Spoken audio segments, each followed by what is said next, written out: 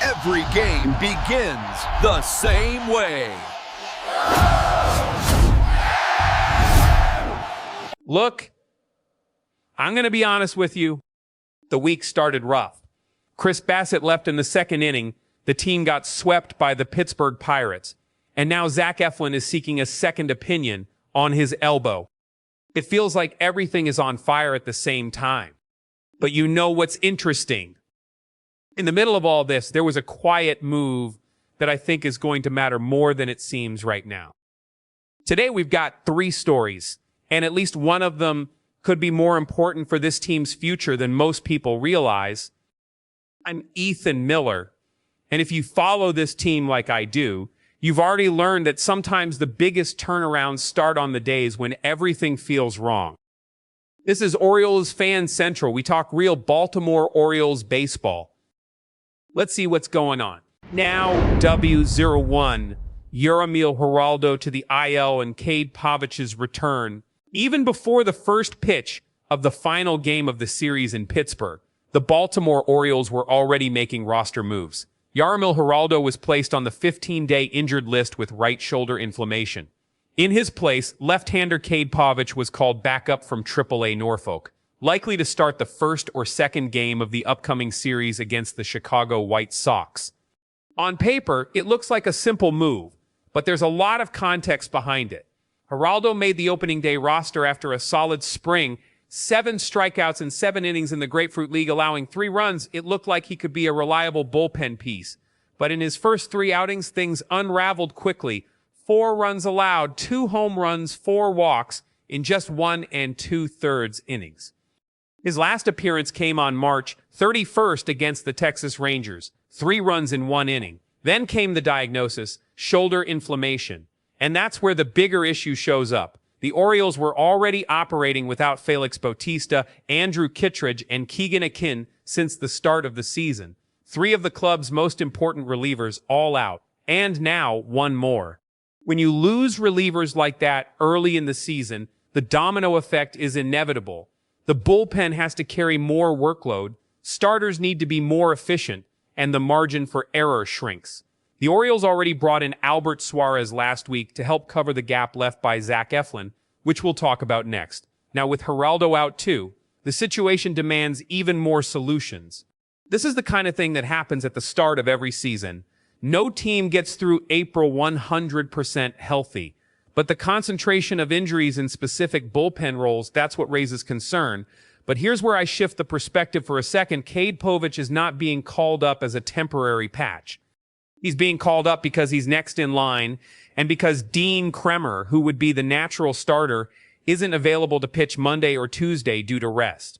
Kremer pitched for Norfolk on Friday. Pavich had already been in Pittsburgh as a medical taxi squad option since Saturday. This move was calculated. That matters. This isn't desperation. It's roster management. In the short term, Pavich is stepping in to do the job. He's 25 years old, turning 26 next week, and already made 22 appearances for Baltimore last season, 20 of them as a starter. His 5.21 ERA in 2025 wasn't pretty, but he logged 112 innings. He built workload. He survived a season of ups and downs in a transitioning rotation. His only appearance for Norfolk this season included 5 runs allowed on 6 hits, but 8 strikeouts in 5 innings. In other words, the arm is working. The command is what needs adjustment, and that's the key point for us here on the channel. Pavich is exactly the type of pitcher the Orioles development process is built for. He's not a big-name prospect, didn't come in a blockbuster trade.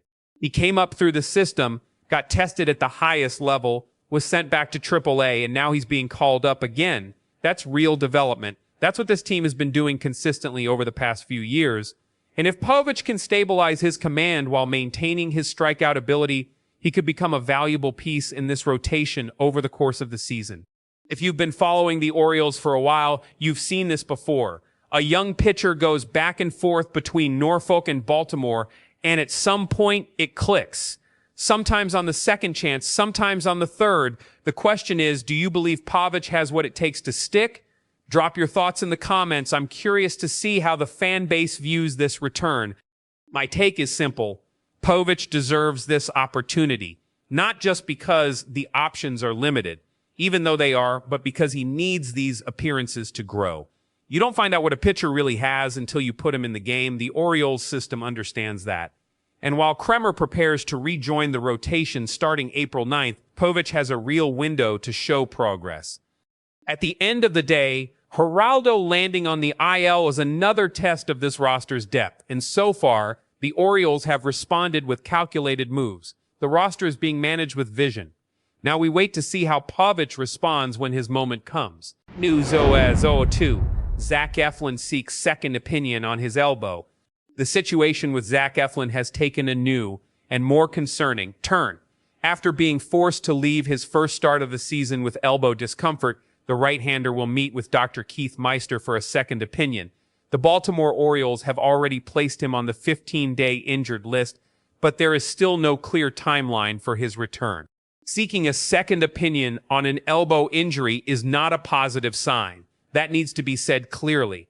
Efflin arrived in Baltimore in 2024 on a deal that made a lot of sense at the time. In that first year, he was one of the rotation's biggest surprises.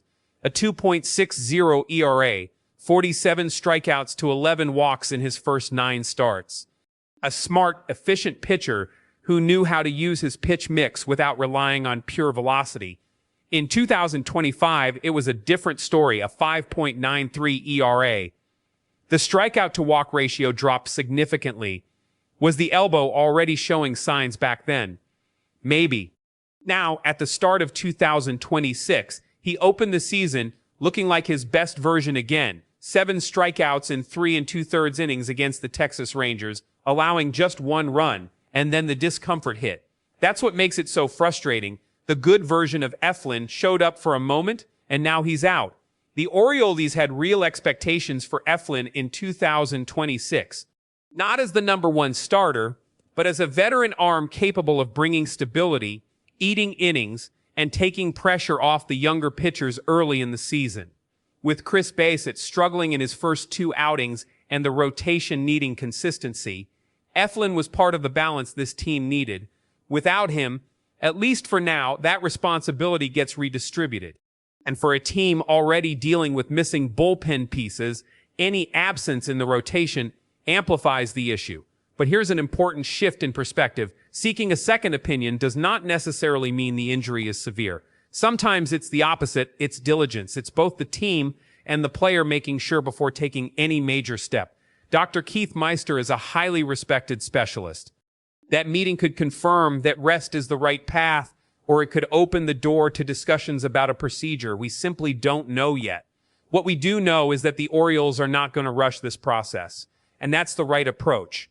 In the short term, the impact is clear. The rotation needs coverage. Albert Suarez was already activated last week, Cade Povich is back now, and Dean Kremer is expected to return soon. These are temporary solutions, but they are real solutions. Baltimore's development system was built exactly for moments like this. The immediate problem isn't catastrophic, it's manageable. But it depends on how Povich, Kremer, and the rest of the staff perform over the next few weeks. The long-term impact depends entirely on the diagnosis. If it's just rest a few weeks out, maybe back in May, Efflin still has time to be a factor this season. If the second opinion points to something more serious, like a surgical procedure, then the conversation changes completely.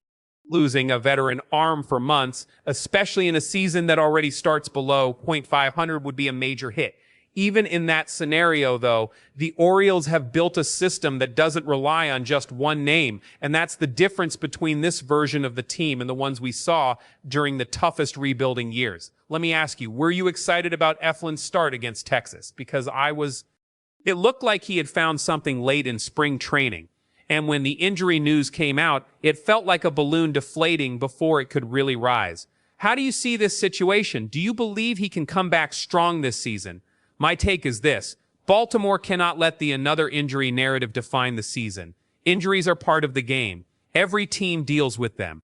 What separates well-managed teams is how they respond, and so far, the Orioles have responded with clarity, not panic. But that second opinion needs to bring answers soon.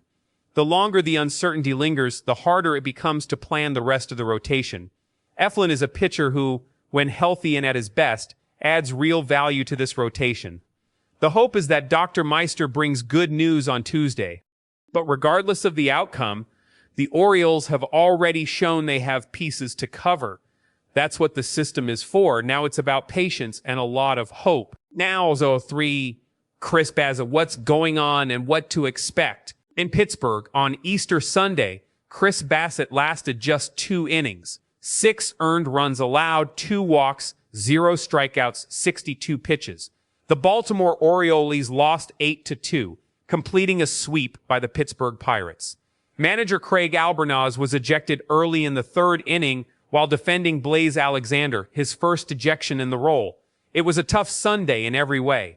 Bassitt arrived in Baltimore this offseason on a 1-year, $18.5 million deal. The logic was clear. A veteran arm, 37 years old, with a track record of durability and league average consistency since joining the Toronto Blue Jays in 2023. ERA, WHIP, strikeout to walk ratio, all within a reasonable range across 3 full seasons. The kind of pitcher who eats innings, protects the bullpen, and brings stability to a young rotation. But so far, in 2 games, none of that has shown up. Last Monday at home against the Texas Rangers, Bassitt needed 100 pitches to record 13 outs. 4 earned runs, 6 hits, 4 walks, 3 strikeouts. Not good. Today in Pittsburgh, it got even worse. The very first batter, O'Neal Cruz, was hit by a pitch. Ryan O'Hearn, a former Oriole, launched a 2-run homer in the 1st inning. In the 2nd, the bases were loaded. Cruz hit a ball at nearly 180 kilometers per hour straight back at Bassitt. He looked shaken, stayed in briefly, but then everything unraveled. O'Hearn struck again with a 2-run double. 6-0 by the time Bassitt left the game. The Orioles now sit at 3-6 on the season, and historically, this is the 20th time Baltimore has started with that record or worse. Only once did they make the playoffs in that situation, in 1979. Not exactly encouraging. But let's be honest about the context. This team is dealing with bullpen injuries, rotation instability, and a veteran starter who hasn't found his rhythm yet. 3 real problems all happening at the same time in early April, and this is where I shift the perspective, because when you look at this start, it's easy to fall into the mindset of everything is going wrong. But there's something I can't ignore. Connor Griffin, the $140 million prospect, closed out the 2nd inning today. He's there. The future of this franchise is still developing even while the present struggles. And that matters more than it seems in the short term. In the immediate term, Bassitt's problem is real and needs to be addressed. 2 games, no acceptable performances. When a pitcher you're paying $18.5 million for 1 year delivers that to start the season, it's not just technical, it's about trust. The team needs him to show up. The bullpen is already overloaded. The rotation is unstable. Bassitt cannot keep giving up 6 runs in 2 innings. But balance matters. Bassitt has a track record of durability. 3 solid seasons before this. What's happening now could be adjustment, rhythm, or something mechanical that hasn't shown up clearly yet. Veteran pitchers sometimes start slow and find themselves mid-season. The question is, do the Orioles have time to wait? With the current roster, they need at least 1 starter to provide consistency. And Bassitt is the most natural candidate because of the contract, the experience, and what he was supposed to represent as an off-season addition. The future of this team isn't tied to Bassitt. But April 2026, it is. How long would you give Bassitt to figure it out? That's a real question right now. He has the track record, he has the experience, but 2 outings like this can't just be ignored. Do you still believe he can turn this start around? Drop your thoughts in the comments, because this is one of the most important discussions surrounding the Orioles right now. My take. Bassitt gets a few more starts, but under close watch. It's not time to give up on a veteran after 2 weeks. But it's also not time to pretend everything is fine. Albornoz and the coaching staff need a direct conversation with him about what's going on mechanically. Something isn't right. And identifying it quickly is the difference between salvaging the investment or wasting a rotation spot for months.